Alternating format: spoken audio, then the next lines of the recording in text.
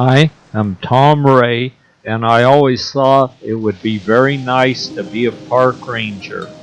So I applied and was hired at Cape Lookout as a park ranger in 1970. From there, I went on to Cape Meares, and this is one of the first times I saw the light in 1970. I went up there with some other people to do a little work on the lighthouse. There were steel plates covering all the glass windows because people were standing on the ledge above and throwing rocks through it and breaking the windows, but the steel plates seemed to help on that part, although you couldn't see the lens. The lighthouse was becoming in really bad repair by this time. The paint, which had withstood the elements of all the rain, wind, and sea breezes and salt, was beginning to deteriorate.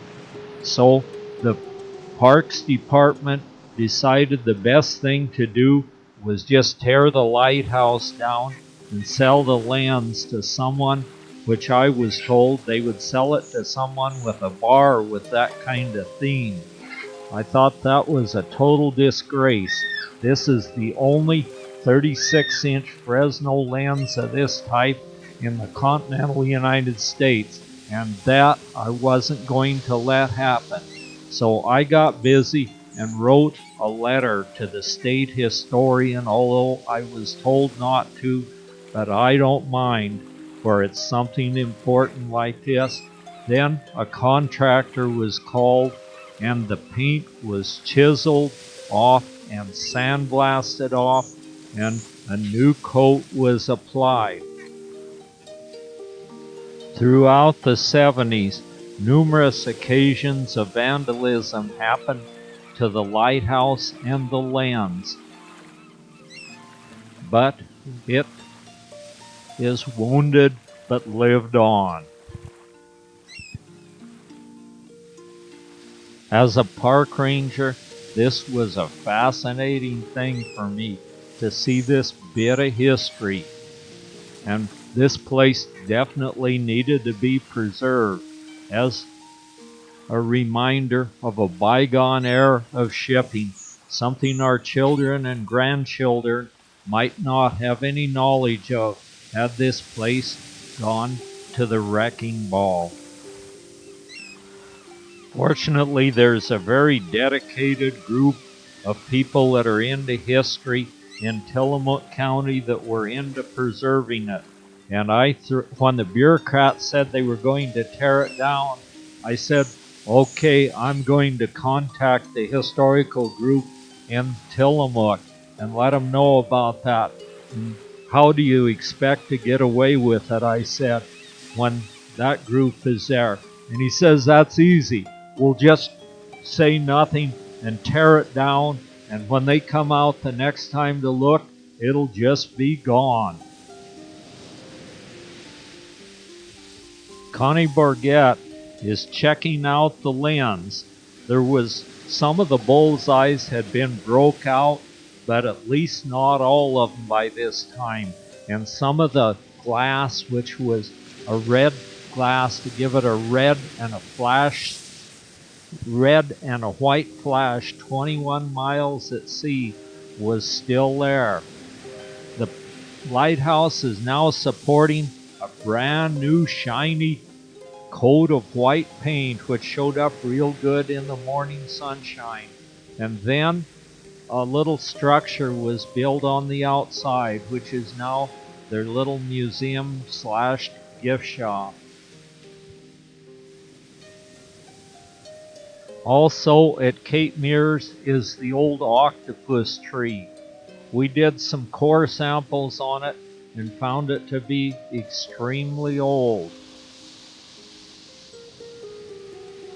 There was a fence around it, but the fence was a flimsy board fence too close to the tree, and people walking there were packing the soil and killing the roots, so it had to be professionally pruned. Some pruners climbed high up in the tree and cut all the dead stuff off and then a new fence was erected around it. Tilly Bourget poses in front of the octopus tree. The new fence was built of poles and very sturdy, pressure treated, and it didn't even need to be painted, and it's out far enough that supposedly it'll keep people from tramping the roots and packing the soil, which would kill this ancient giant off within a few generations.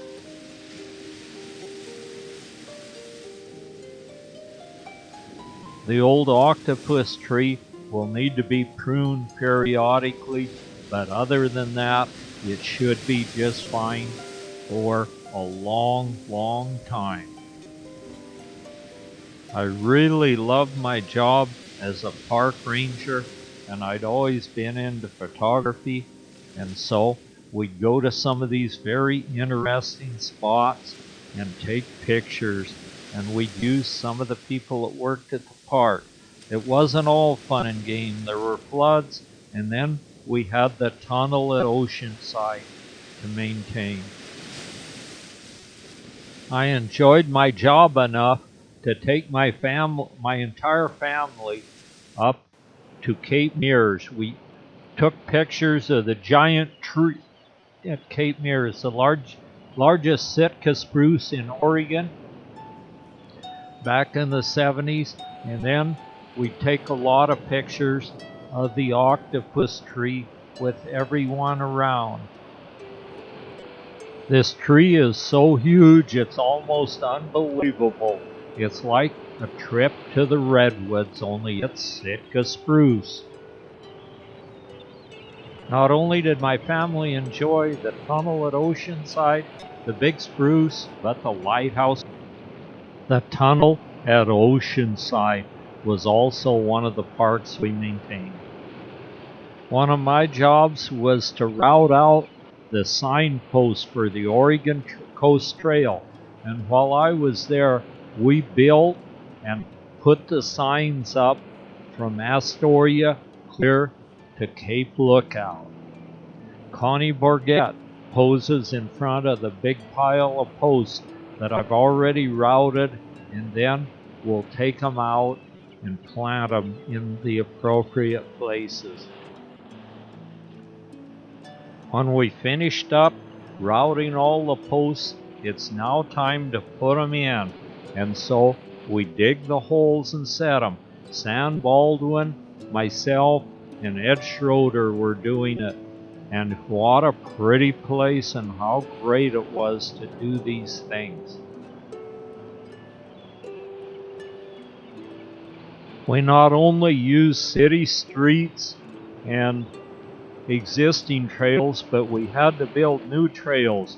We used the boys' crew from the McLaren School of Boys, and we even did some dynamiting. And then we had a guy that had a little machine, a little trail building machine that we contracted with him. He fussed and worried about everything, so we had to find a name for him. So he was a milquetoast operator, so we called him Mr. Milquetoast.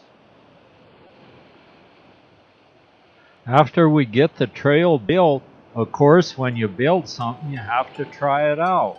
So we go up and take some pictures and try the trail out. This is the one that goes up on Cape Lookout. The view was totally fantastic from the trail. There were old stumps, and Steamboat Rock stands alone right out offshore. I went up there recently to look at it, and it's grown up so much you couldn't even see it. We even built bridges and took lots and lots of pictures of the trail. This was one of our best trails that we had, I thought, because you could see Steamboat Rock right offshore, and then trees occasionally fall on it. and we had to cut the trees out of the way. It took a good big chainsaw, and there's a real nice trail leaves from a parking lot, or else you can walk from Cape Lookout Park to the summit of Cape Lookout. And in August of 1944, a B-17 heavy bomber crashed on Cape Lookout.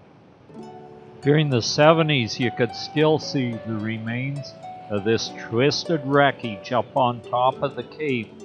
There were 9 men died in this wreck, and only one survived. He came back later in the 70s and told his story about the wreck on Cape Lookout during World War II. We built a set of steps from Cape Lookout Park over the seawall and down to the beach, but we always fought nature.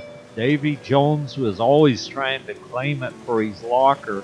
This set of steps we could raise and lower them down over the seawall, but eventually the roaring sea claimed it for its own, and there's no longer a foredune or a seawall. And then after all that eroded away, then it started working on the park itself. At that time, we had giant cedar trees and spruce trees. I brought my welder from home, and I welded up a platform and a way to hoist and lower the steps down to the sea, so when it got rough, we could raise them to the raised position, and it did help pretty good till finally the rising sea level just reclaimed the whole thing back for Davy Jones's locker. One of the people I worked with was Ed Schroeder, assistant manager, Ian Herring, the manager, and Phil Willett, the head ranger. And Waldo Larson is sitting with Ed Schroeder in the background. Phil, he's the father of the radio announcer Lars Larson. All too many times we lost people on Cape Kiwanda. They'd crawl out there, and there's a low grade of algae growing on the rock, and the sea would claim them, claiming a life about several times a year. This was totally unacceptable. So we got funding to build a fence on Cape Kiwanda. We rigged up a thing to pull a posts and cement and stuff up on top. We drilled the holes for the posts and set them in concrete. It would get covered with sand. The sea was becoming more violent all the time on our seawalls. Some think it was because they extended the jetty at Garibaldi and it changed the ocean currents. Anyway, the seawall was gradually taking a beating and washing out all too many times. I did the evening program at the amphitheater for the tourists, and so I went out on a Coast Guard boat to film a surf drill. We had floods. Every time you turn around, we had floods. And the Coast Guard boat bravely challenges the sea. The smaller boat in the picture was caught by a wave and rolled over, but fortunately they're self-righting, and it righted itself and came on in, but it broke the antenna off. There are different stations around the boat where you hook a thing like a seat belt around you, and then different hooks you hook it on in the boat so you're not swept out. The work on Cape Kiwanda went on to build a protective fence. We're still working on the Cape Lookout Trail, and Cape Cowanda as well.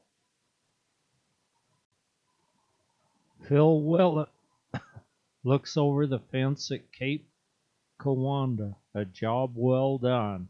Just wish the sand wouldn't blow over the fence all the time. We looked down at the spot where most people lost their lives, right down below the sandy area. I took my family up there. My daughters are looking the fence over as well. And a bunch of logs are drifting in on the beach at Cape Cowanda. The old octopus tree is looking pretty good with its new fence around it at Cape Meares, and down on Cape Cowanda, lots of big old trees are drifting in during that period of time. Even a hollow one that we can see, Haystack Rock, out at sea. Sam Baldwin checking out a big man in the ground tuber. They have a tiny vine, but a great huge tuber, and the sea washes them out. Ian herring cutting a big snag.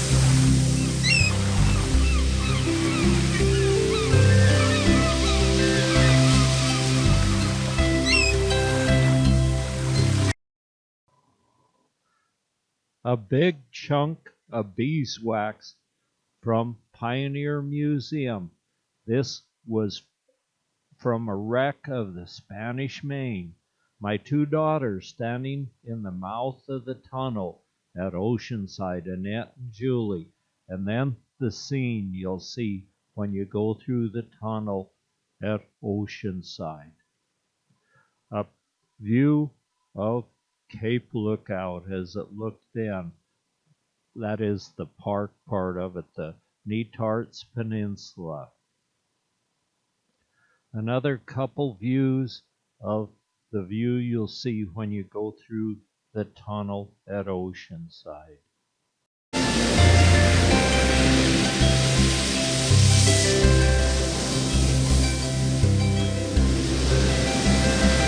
The Ocean Queen hard aground on the Netart Sandspit in Cape Lookout Park.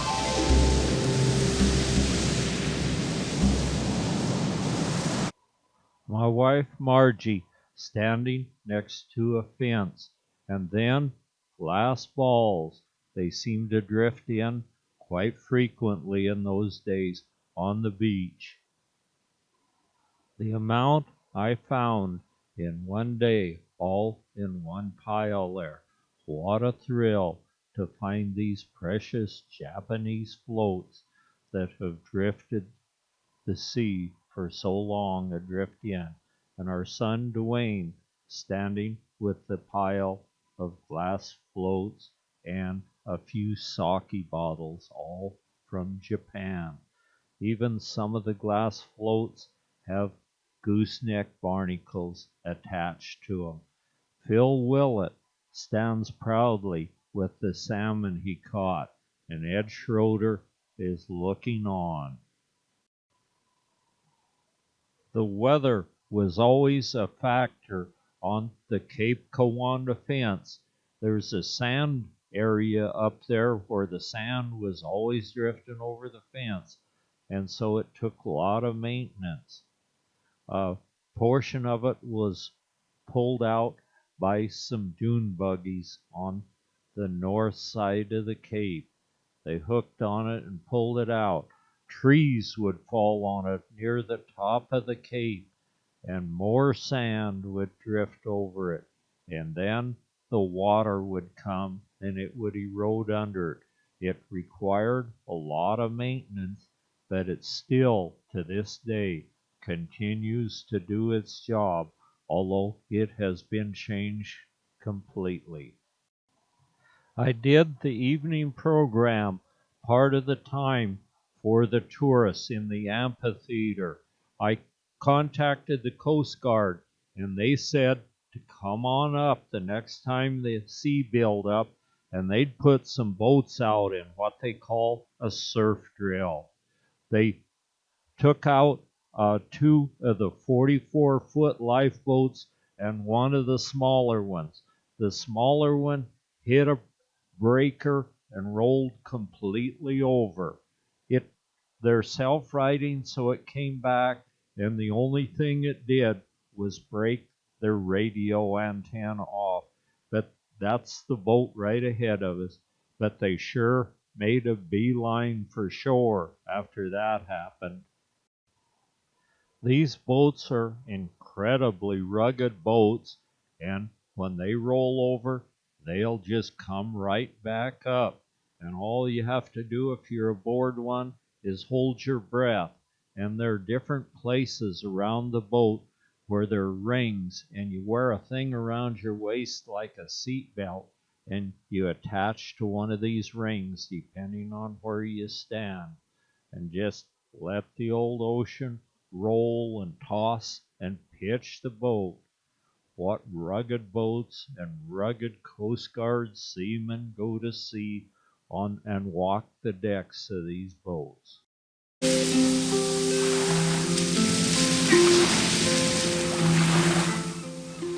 We had Harry Randall come in and push a little trail out so we could get back and do a core drill to to put a sewer system in the park.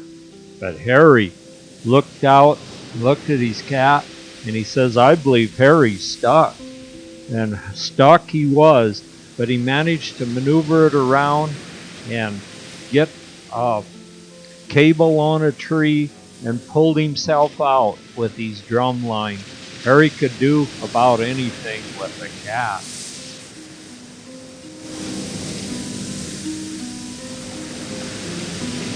Linda Weiss is cleaning one of the restrooms, getting it nice and pretty and clean, while Ruby Warren takes care of her.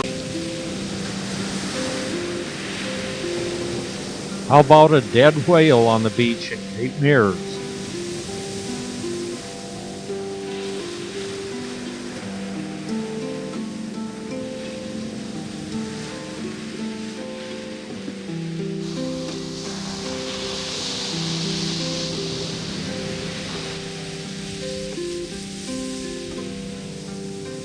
It wasn't all work. Bill Willett and I managed to take time to go duck hunting at Meares Lake. Our son, Dwayne, checking out some of the parts from the wreck of the Pioneer on the south side of Cape Lookout.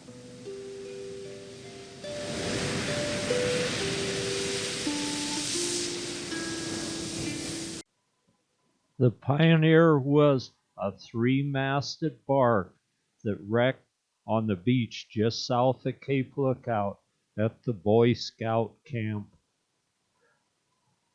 Fishing was on now. The salmon were running. Look at the steps we made that we could pull up and lower down. And the sea is beginning to raise havoc with the seawall by now. It eventually completely washed the seawall out and the foredune that's right above it. The foredune even had some trees on it, and they're all gone now. There's some logs drifting around out there that were stolen by the sea from the seawall. And our steps are securely up, but they only lasted a while. I brought my welder from home and we welded them up. More of the wreck of the Pioneer. Connie posing on a stump of an old tree with Steamboat Rock in the background. This was the trail we built up on Cape Lookout, and if you build it, then you use it. Phil Willett standing looking over Steamboat Rock with his chainsaw. We used the chainsaw to cut through many a big old stump. Near Tillamook there was a blimp station, which housed blimps for submarine patrol during World War II. The building was then used after the war for plywood mills and sawmills, and at that time the old helium tank was still there, although it was scrapped later. The helium tank is almost dwarfed by the immensity of the blimp hangar, which unfortunately caught fire and burned down later on. The old wigwam burner puffs smoke into the atmosphere every day and every night as a cloud of smoke went skyward. Some Darlingtonia, that is the insect-eating plant, and then a bunch of the kitchen middens of the Indians washed out by the Solo, the charter boat owned by Larry Vandecovery, stands tied up to the dock. I welded up a thing that we hooked on the back of the power wagon to go down on the peninsula and skid rocks up. We called the machine a grasshopper, and we skidded these logs up to replace logs the sea has stolen from the seawall. Sometimes we'd get the very log that was stolen, but the sea continued to become more violent and erode more away. And then comes fall, and the salmon run is on. Every little stream that has access to the sea had salmon on it, and our steps and seawall are taking a beating. A guy from the Forest Service came out, and we did some increment boring on the big octopus tree to see how old it was. As near as he could tell, it seemed to be about 700 years that it stood here over the sea. I went up to watch a shipwreck up along the Columbia River. The Betty Am, a huge super seiner for tuna, had wrecked up off the Columbia River right about on the bar. At first the salvage chief came and tried to rescue her. They put anchors out and drug on her, but she was hard aground and eventually cracked the hull and sunk. And I don't know what happened to her then. She got a full load of tuna. Roxanne Baldwin stands with her feet in the water on the Deschutes River. The Betty M is being mercifully battered by the sea as she sinks with a full load of large tuna aboard. My wife Marge poses by a bunch of kitchen middens from a prehistoric Indian camp. This is the shells the Indians had shucked off, and Marge poses in front of them. Our son Dwayne stands and looks, as well as our daughter Annette, and Roxanne Baldwin is again trying her luck at catching a fish. Julie stands next to a big tree that was eroded by the sea.